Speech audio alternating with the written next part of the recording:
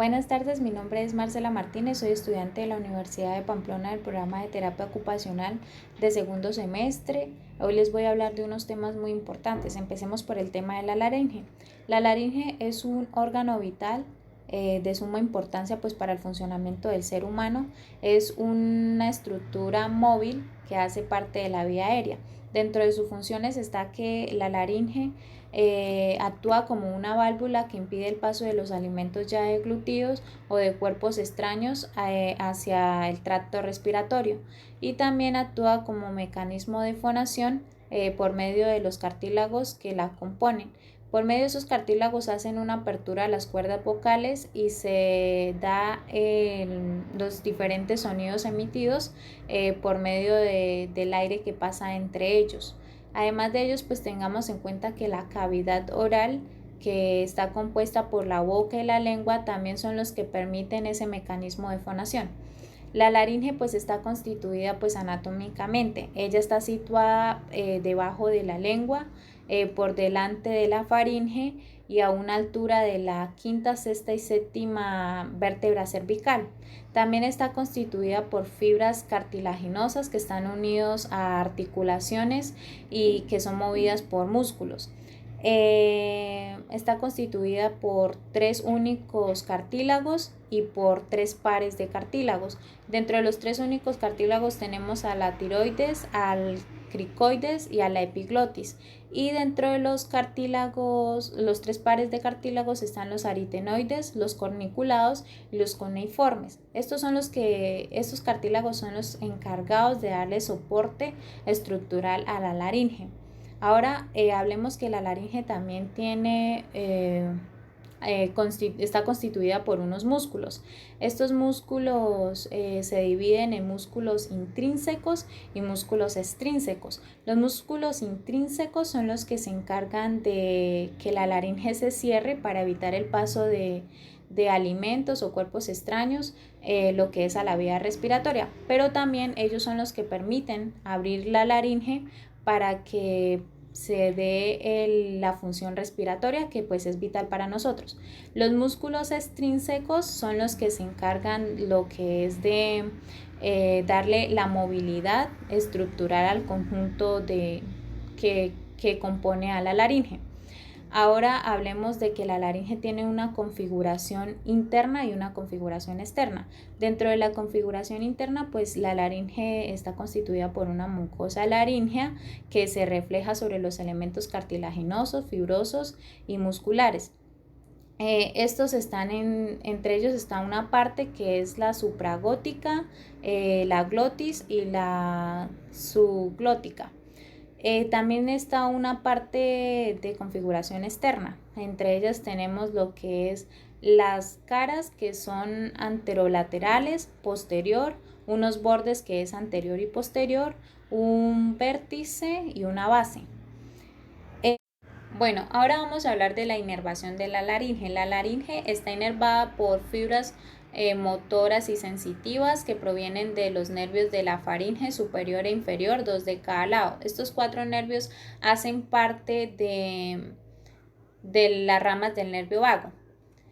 Entonces, ambos pares de nervios lo que hacen es conducir impulsos aferentes y eferentes por medio de fibras de asociación. Hablemos un poco del nervio laríngeo superior.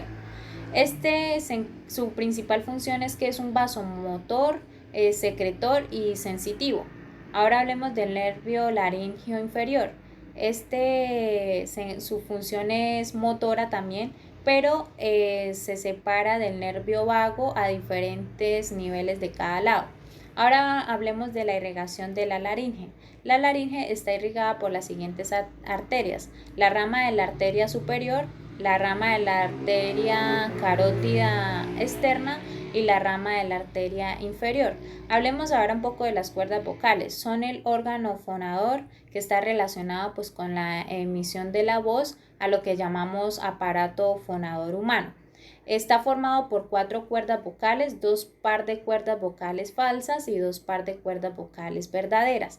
Entonces, ¿qué ocurre? Si se abren y se recogen 2 de ellas a los lados del aire, pues pasa libremente sin hacer una presión. A eso le llamamos respiración, que es también conocido como cuerdas vocales falsas. Pero si por el contrario se juntan y al juntarse el aire choca y lo que hace es emitir el sonido, lo que denominamos voz, a eso se le llaman cuerdas vocales verdaderas. Los mecanismos de los básicos de la voz pues son vibración en los repliegues, interrupción total o parcial y combinación de vibración e interrupción. Muchas gracias.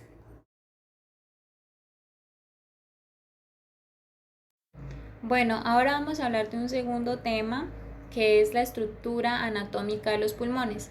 Los pulmones son órganos pareados con forma cónica que están situados en las divisiones pleurales de la cavidad torácica.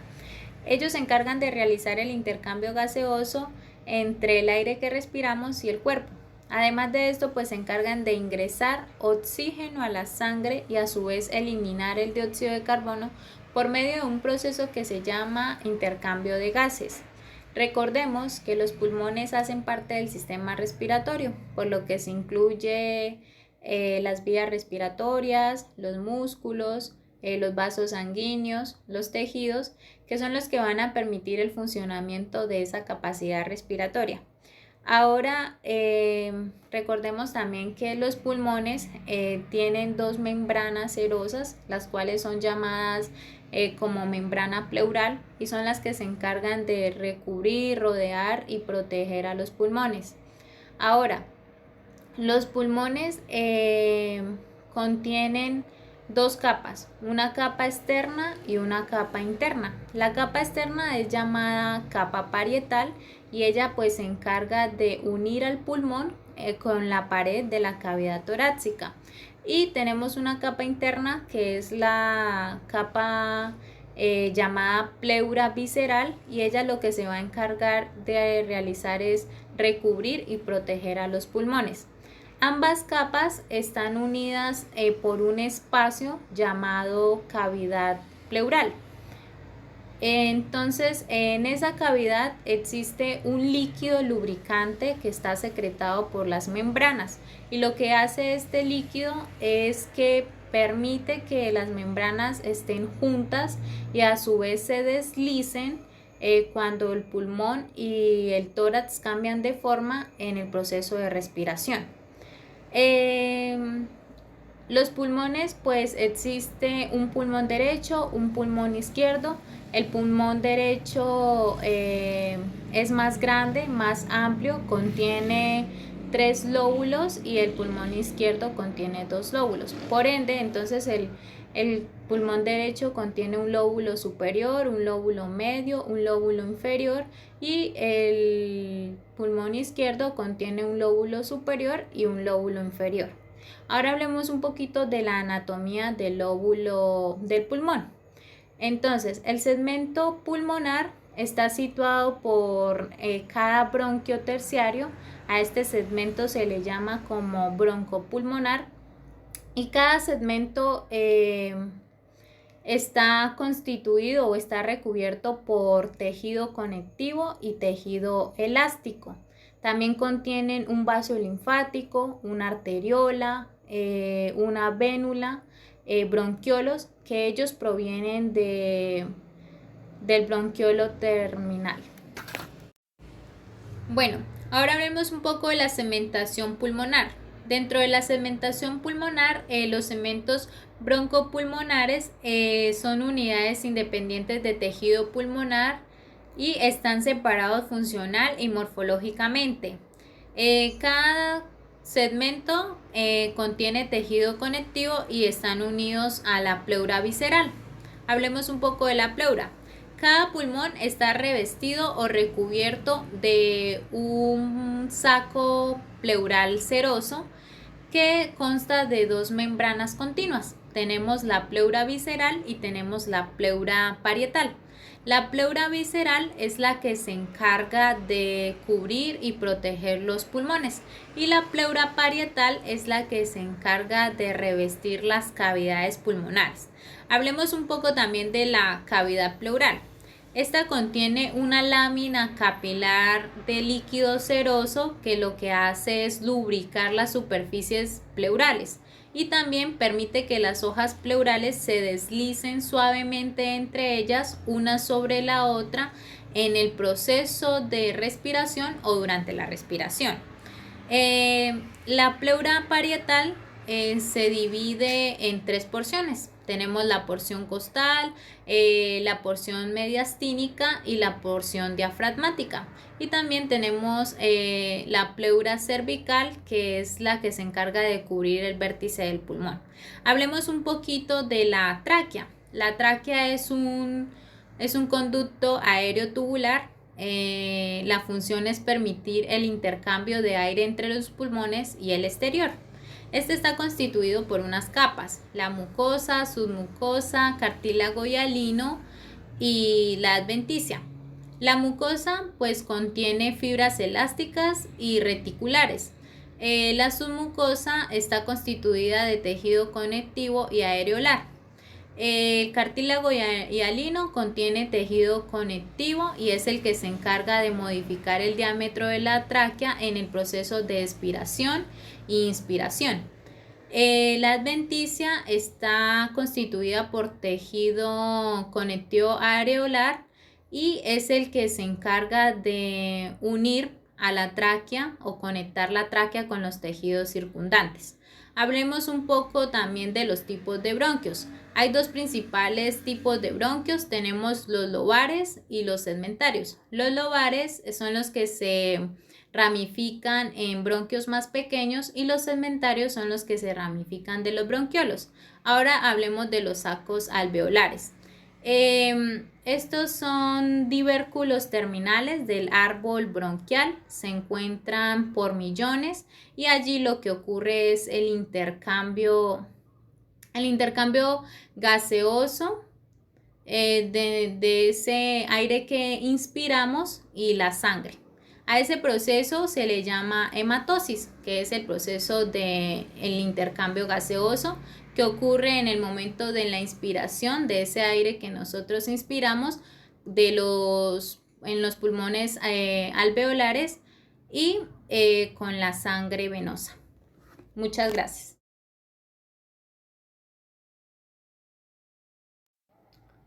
Ahora hablemos de un tema muy importante también, que es la estructura anatómica del corazón. El corazón es un órgano vital que está compuesto de tejido muscular. Además, pues este es aproximadamente del tamaño de un puño. Dentro de sus funciones está pues que el corazón bombea sangre al resto del cuerpo.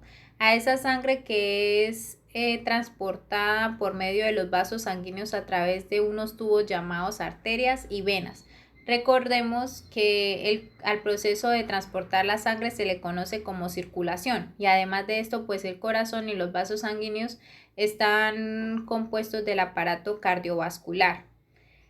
También el corazón está compuesto de 4 cavidades importantes: 2 aurículas y 2 ventrículos, los cuales están separados por un tabique interauricular y un tabique interventricular. Ahora hablemos de las partes del corazón y sus funciones. El corazón tiene varias partes importantes, de las cuales por medio de su coordinación y el funcionamiento pues permite que se dé como tal el bombeo de sangre al resto del cuerpo. No solo contiene las 4 cavidades, sino contiene también otras partes importantes. Por ejemplo, hablemos de las válvulas, que son las que se unen entre sí para darle paso a la sangre y a su vez que no se devuelvan hacia atrás por medio de los tabiques que la separan.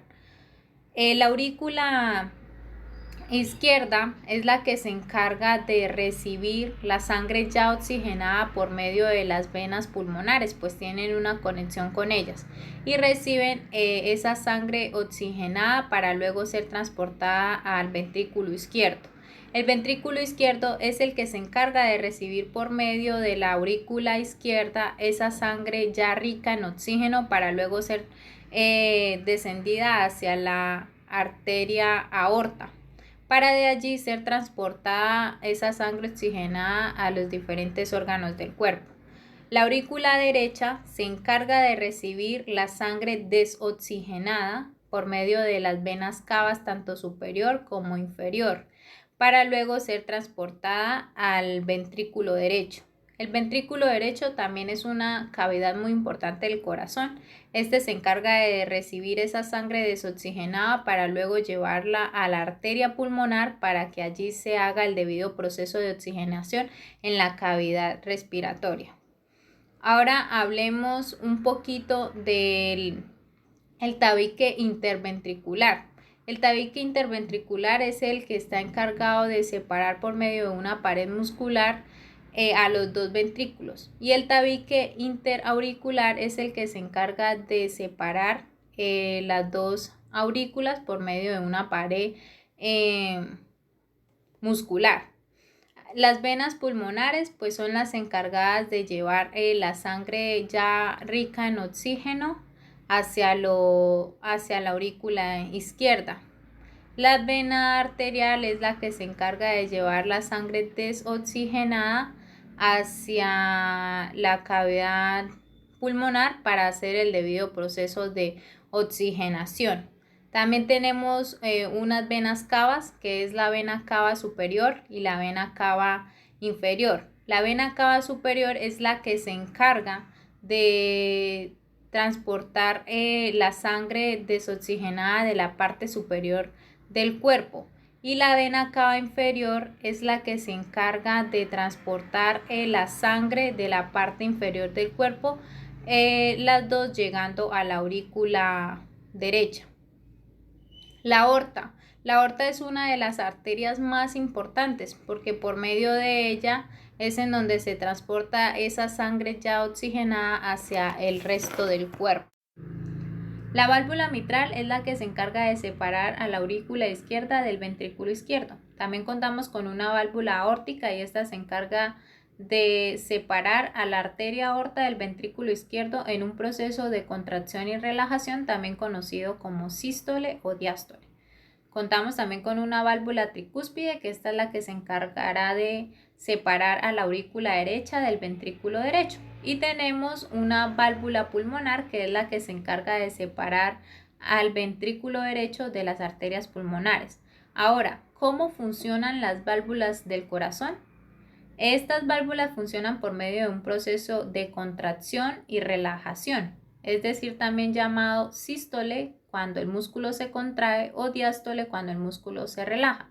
Entonces, cuando el músculo se contrae y se relaja, lo que hacen las válvulas es abrirse y cerrarse y permitir el paso del flujo sanguíneo a las aurículas y ventrículos de una forma alterna.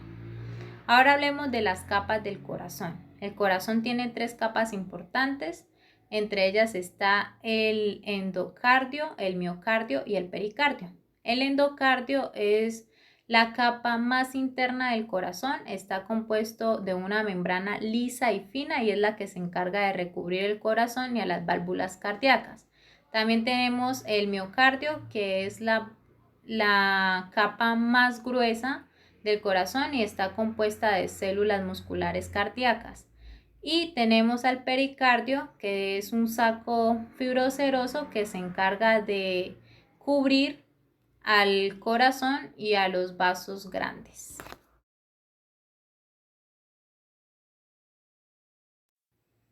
Ahora vamos a hablar de la estructura anatómica de los ovarios, de las trompas de falopio, del útero y la vagina. Los ovarios hacen parte del sistema reproductor femenino. Cada mujer contiene 2 ovarios, uno a cada lado del útero, los cuales son sostenidos por diferentes ligamentos. Dentro de ellos tenemos al ligamento ovárico, al ligamento suspensorio y al mesovárico. En los ovarios se forman los gametos o también llamados óvulos, los cuales pueden ser fecundados por los espermatozoides al nivel de las trompas de falopio. Allí en los ovarios se producen o se secretan diferentes hormonas en la sangre, entre ellas la progesterona, los estrógenos, la inhibina y la relaxina. En el tejido conectivo ya vascularizado, en la corteza aparecen unas bolsas llamadas folículos ováricos. Dentro de ellos se dividen en 5 etapas, en etapas de maduración y por su diferente estructura. Entonces está el folículo primordial, el folículo primario, el folículo secundario, el folículo vesicular y el cuerpo lúteo. Ahora hablemos de las partes del ovario. El ovario cuenta con un córtex que es la capa externa del óvulo. Allí ocurre lo que es llamado la foliculogénesis, que es la maduración del folículo ovárico. Y también está la médula, que es el tejido que recubre el núcleo del ovario y se encarga de transportar los diferentes nutrientes, por el medio del torrente sanguíneo al córtex ovárico. Están también las arterias, que pues la irrigación del ovario se da por la arteria gonadal o la arteria ovárica. Y las venas uterinas drenan en el plexo uterino de cada lado del útero, y también se drenan en las venas ilíacas externas. Ahora hablemos de las funciones de los ovarios. Los ovarios tienen dos funciones principales. La primera, la de secretar hormonas, las cuales tenemos la progesterona y los estrógenos, que son los encargados del desarrollo de los caracteres sexuales femeninos.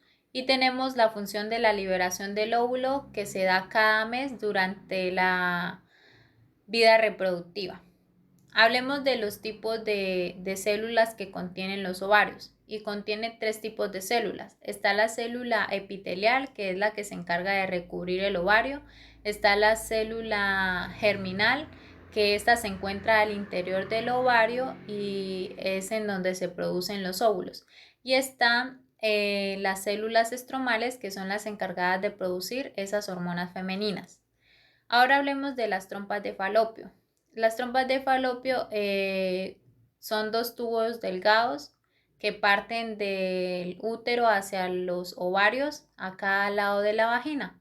Estos se encargan pues de transportar los ovocitos. Recordemos que los ovocitos son ese tipo de célula germinal, el que se encargan pues de llevar o donde se producen los óvulos ya maduros para hacer el debido proceso del ciclo menstrual. También se encargan de transportar o sirven como conducto de transporte de los espermatozoides en los momentos que va a ocurrir una fecundación al óvulo.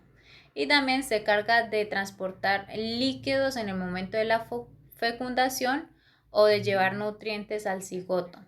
Hablemos de las partes de las trompas de falopio. Las trompas de falopio tienen 4 partes importantes. Dentro de ellos tenemos la porción uterina. En ella pues está incluida el músculo y pues es la parte más estrecha de la trompa. Está el istmo, que es una segunda parte más estrecha de la trompa, que puede medir de 2 a 4 centímetros. Está la ampolla, que esta contiene cilios y las prolongaciones de células que sirven o que ayudan en el desplazamiento de los óvulos. También actúan como células secretoras de nutrientes. Y está el infundíbulo, que es el que se encarga el que se presenta al final del tubo, y este contiene la fimbrilla que rodea al ovario.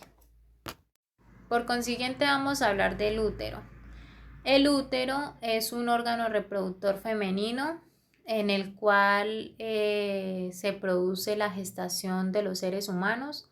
Además de esto, pues el útero es un órgano hueco, el cual está situado en la región pélvica. Contiene un ovario a cada lado. Ahora las partes del útero. El útero cuenta con un cuello, el fondo y el cervix. El cuello pues es la parte más ancha del útero. El fondo pues es la base principal del útero, y el cervix, o también llamado cuello uterino, es la parte más estrecha y alargada del útero.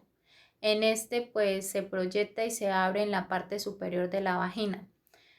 Ahora hablemos de las capas del útero. se divide en tres capas principales, que es el endometrio, el miometrio y el perimetrio. Además de esto, pues el útero es sostenido por unos ligamentos principales. Dentro de ellos está el ligamento cervical uterino o ligamento cervical transverso, está el ligamento recto uterino y está el ligamento ancho del útero.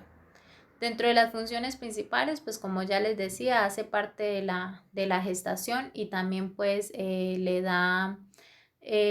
en donde se ubica el óvulo ya fecundado y este pues proporciona condiciones en el desarrollo del embrión. Ahora hablemos de la vagina.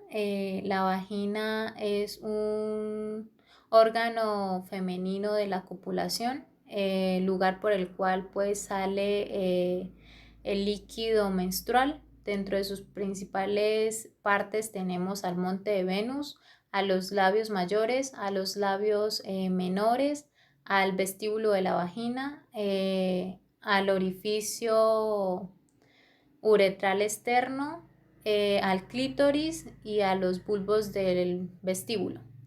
Dentro de sus principales funciones, pues la vagina actúa como vía por el cual sale el líquido menstrual y el tejido, que son los que abandonan el cuerpo.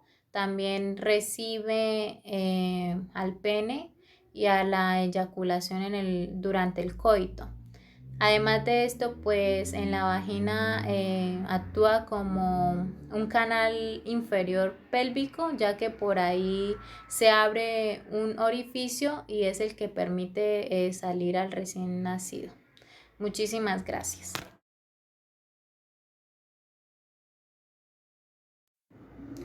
Para el siguiente tema vamos a hablar de la estructura anatómica articular del hombro y el codo.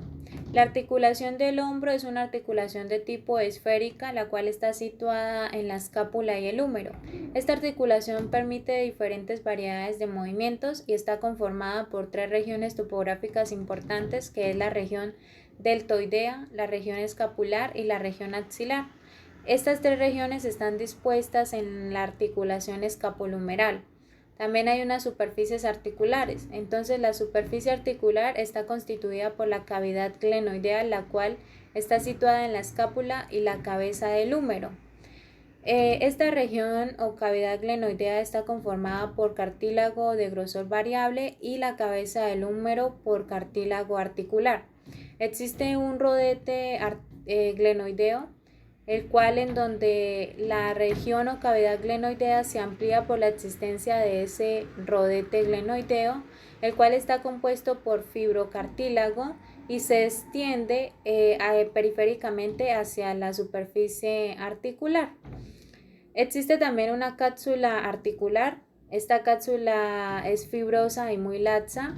Ella se extiende hacia la base de la apófisis coracoides y dentro de ella, de esta articulación, ocurre lo que es la inserción de la porción larga del bíceps. También existen los manguitos de los rotadores. Entonces la fuerza responsable de mantener esa cohesión articular es principalmente por los músculos periarticulares.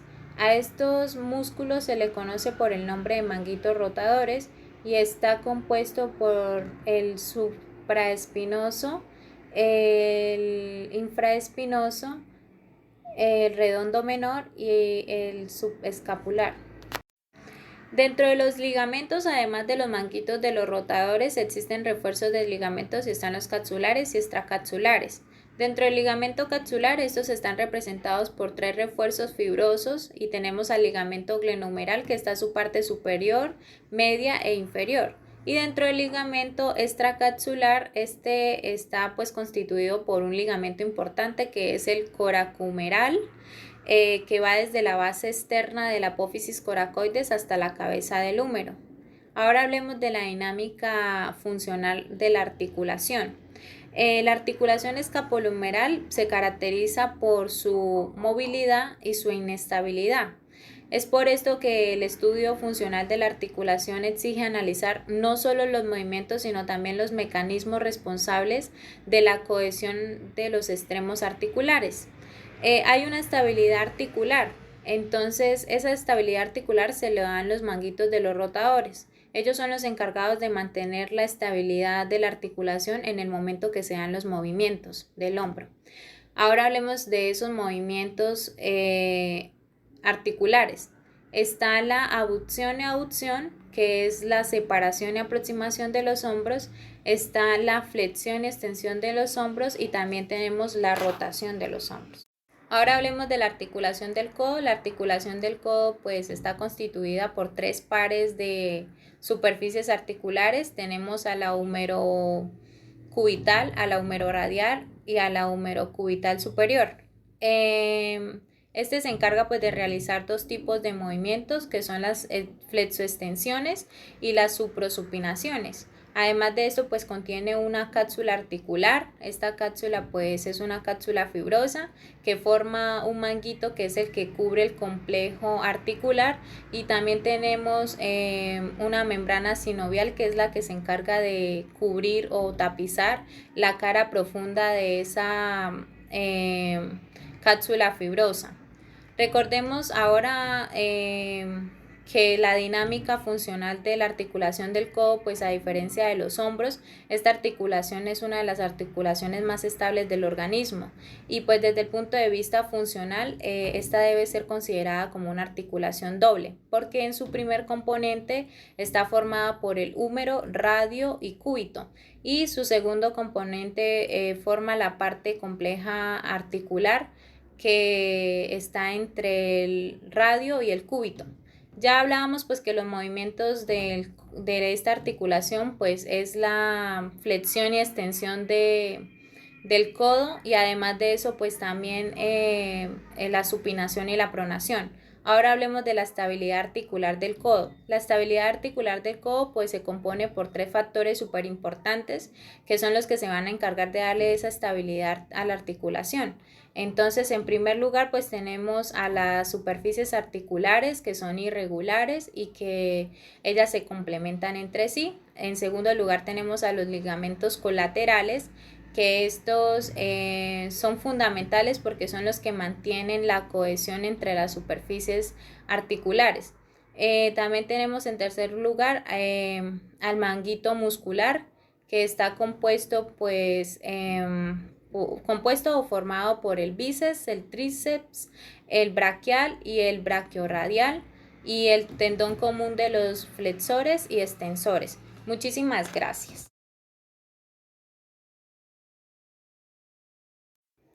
Por consiguiente tema vamos a hablar de la estructura anatómica articular de la rodilla y del tobillo. La articulación de la rodilla es la articulación más grande y compleja del organismo del ser humano. Está configurada para sostener el peso de nuestro cuerpo cuando corremos, caminamos o nos mantenemos en pie. Se debe tener una gran estabilidad, especialmente por los músculos que la insertan, debido a que estos son los que facilitan el movimiento. A 130 grados cuando está en flexión y extensión, y a una mínima rotación de 14 grados cuando se está en flexión y se desarrolla una gran fuerza. Los 3 huesos que se unen a la rodilla es el fémur, la tibia y la rótula. Hablemos un poco de la articulación de la rodilla. La articulación de la rodilla está integrada por la epífisis distal del fémur y la epífisis proximal de la tibia y la rótula. Contiene unos meniscos. Estos meniscos pues son los que favorecen la congruencia entre las superficies articulares. Son anillos de fibrocartílago en forma de cuña. El menisco externo es un anillo cerrado y el menisco interno pues no es tan cerrado. Además de esto, pues la rodilla contiene unos ligamentos al exterior de ella y al interior de ella. Entonces, dentro de los ligamentos al interior de la rodilla está el ligamento cruzado anterior y el ligamento cruzado posterior. Y dentro de los ligamentos exteriores tenemos al ligamento lateral interno y al ligamento lateral externo. Anatomía del tobillo.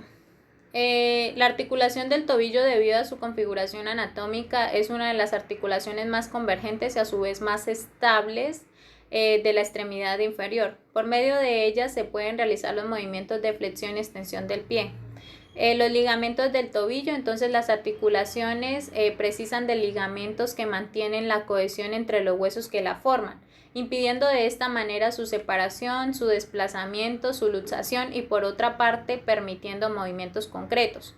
El tobillo contiene articulaciones fibrosas, cartilaginosas y sinoviales. Las articulaciones fibrosas, entonces, entre estas articulaciones hay tejido conectivo denso y es por este motivo que las articulaciones fibrosas, la gran mayoría no tienen movimiento. A esto se le llama sinartrosis. Están las articulaciones cartilaginosas, que son las articulaciones que unen al hueso con el cartílago, y están las articulaciones sinoviales, que son las articulaciones que se caracterizan por tener una cápsula articular entre dos huesos unidos. Ahora hablemos de los ligamentos, estructura y función.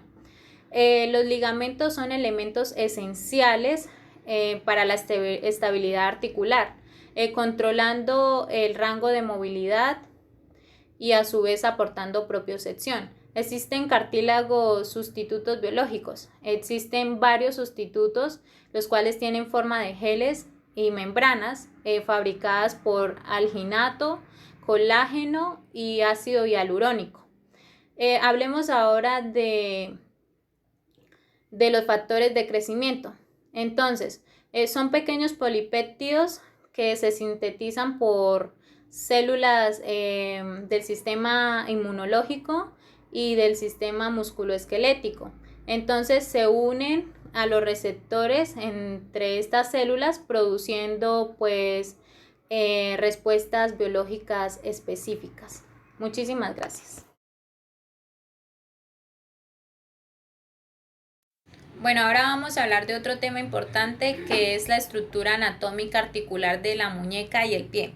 La articulación de la muñeca incluye dos articulaciones. Por un lado tenemos la articulación radiocarpiana, que esta se sitúa en la parte o porción inferior del radio y en la hilera superior de los huesos del carpo. Por otro lado tenemos la articulación mediocarpiana, que esta se sitúa en la hilera superior e inferior de los huesos del carpo. La muñeca es un área anatómica que por su estructura permite o establece la conexión entre la mano y el antebrazo. Ahora, por sus características estructurales, ella permite lo que son los movimientos complejos y pues como ya lo decía, contiene varias articulaciones. Dentro de ella, y ya la mencionamos, está la articulación radiocarpiana, pero también está la articulación externa de la cámara distal y la articulación interna de la cámara distal. Hablemos un poco de los huesos de la muñeca. Los huesos de la muñeca, por un lado tenemos los más distales del cúbito y el radio, y por otra parte pues tenemos los huesos del carpo. Son 8 estructuras cortas que lo conforman por 2 filas transversales. Entonces en la primera fila tenemos la proximal al carpo, o también llamada antebraquial. Esta está constituida por los siguientes huesos, que son el escafoides, que es el más grande y alargado, el semilunar, el piramidal y el pisiforme. Por otro lado tenemos a la segunda fila del carpo. Esta está constituida por los huesos de trapecio, trapezoide, grande y ganchoso. Ahora, dentro de los movimientos de la mano, dentro de los movimientos de la muñeca, pues tenemos que está la flexión de la muñeca, la extensión de la muñeca, está la inclinación cubital de la muñeca, que es aducción, o la inclinación radial de la muñeca, que es abducción. Ahora vamos a hablar de los ligamentos de la muñeca. Los ligamentos de la muñeca son ligamentos extrínsecos palmares y dorsales, los cuales son muy potentes, y estos unen a los huesos del antebrazo con los del carpo. También tenemos a los ligamentos intrínsecos, que estos son ligamentos pues menos potentes. Este sistema de ligamentos lo que hace es favorecer la estabilidad entre los huesos de la muñeca y del carpo en sentido general. Esos ligamentos extrínsecos palmares entonces son los siguientes. Está el ligamento radioescafoisemilunar, está el ligamento radio ulnotriquetral, está el ligamento ulnotriqueta, está el ligamento radioescafocapitate, está el ligamento ulnolunate y está el ligamento triquetocapitate. Y dentro de los ligamentos extrínsecos dorsales tenemos al radioescafoideo, tenemos al radiosemilunar, tenemos al radiopiramidal y tenemos al ligamento intercapitalino dorsal. Anatomía del pie. El pie es semejante a la mano, tiene dos caras, una dorsal y una palmar. Dentro de sus funciones está que se adapta a superficies irregulares. Además de esto, pues actúa como palanca rígida que crea la fuerza de propulsión necesaria para caminar y traslada la fuerza de rotación que es producida por la cadera.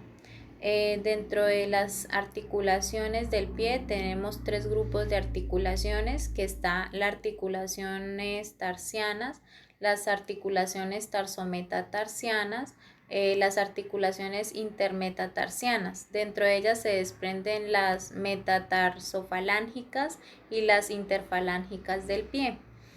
Ahora hablemos de los huesos del pie. El pie se divide en tres grupos de huesos. Están los del tarso, los del metatarso y las falanges. Del tarso lo componen 7 huesos, que son el astrálago, el calcáneo, el cuboides, el escafoides, el cuneiforme lateral, el cuneiforme medial y el cuneiforme intermedio. También están los huesos del metatarso, que son 5 huesos. Es el primer metatarsiano, el segundo metatarsiano, el tercer metatarsiano, el cuarto metatarsiano y el quinto metatarsiano. Estos huesos tienen una base, una cabeza y un cuerpo. También están los de la falanges, que son proximal, distal y medial. En el proximal tenemos 5, en el proximal tenemos 5 y en el medial tenemos 4. Además también pues dentro del pie pues tenemos unos ligamentos, están los ligamentos metatarsianos dorsales e interóseos, están los ligamentos intertarsianos y los ligamentos colaterales. Muchísimas gracias.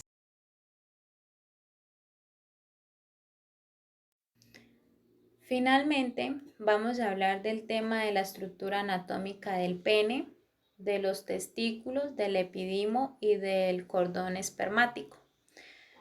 El pene es un órgano masculino, el cual permite la micción y las relaciones sexuales.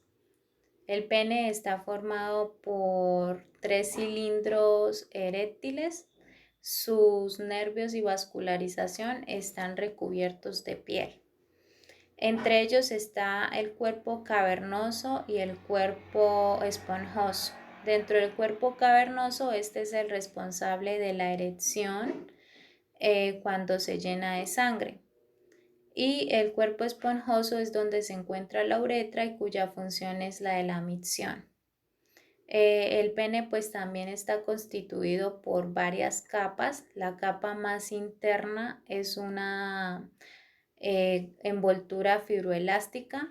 Está la fascia peniana, la fascia superficial del escroto y el periné.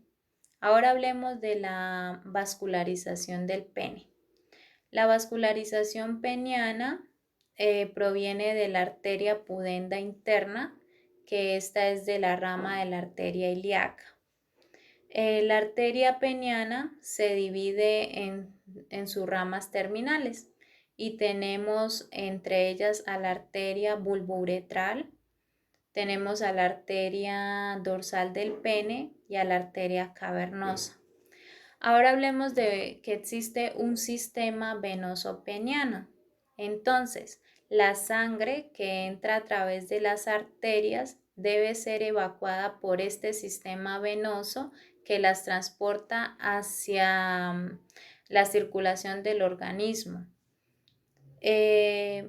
Existen unas venas que son las venas profundas y superficiales.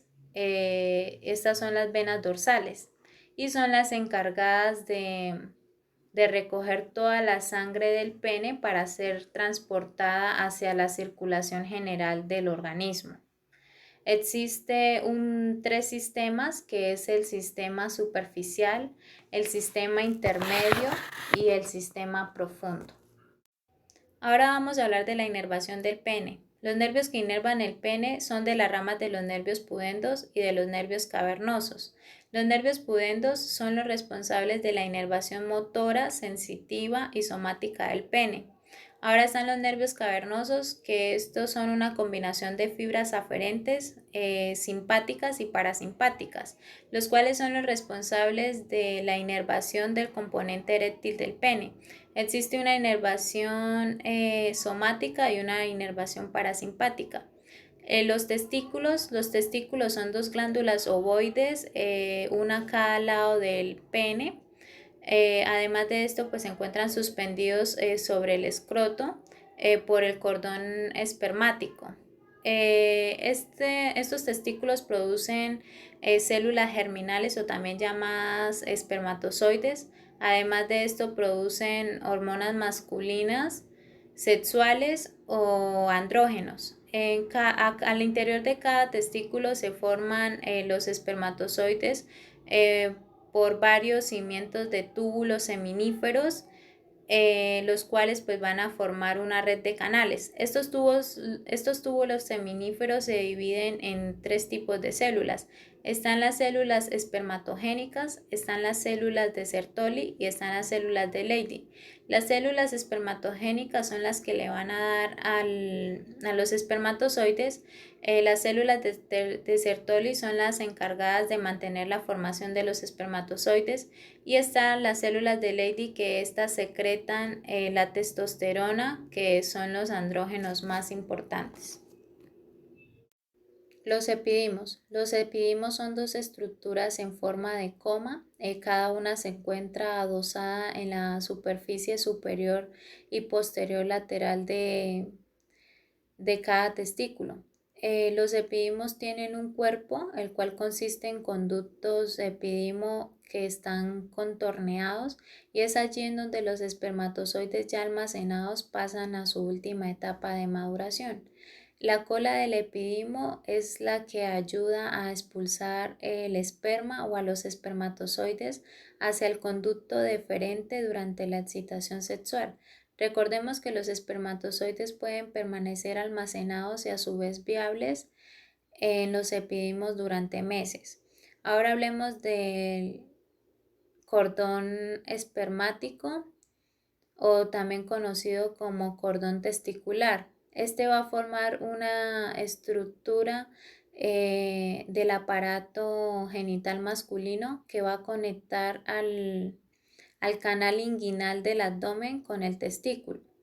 Este cordón tiene forma cilíndrica y además está conformado por un conducto deferente, por fibras nerviosas, por ganglios linfáticos y vasos sanguíneos que están destinados a alimentar al testículo.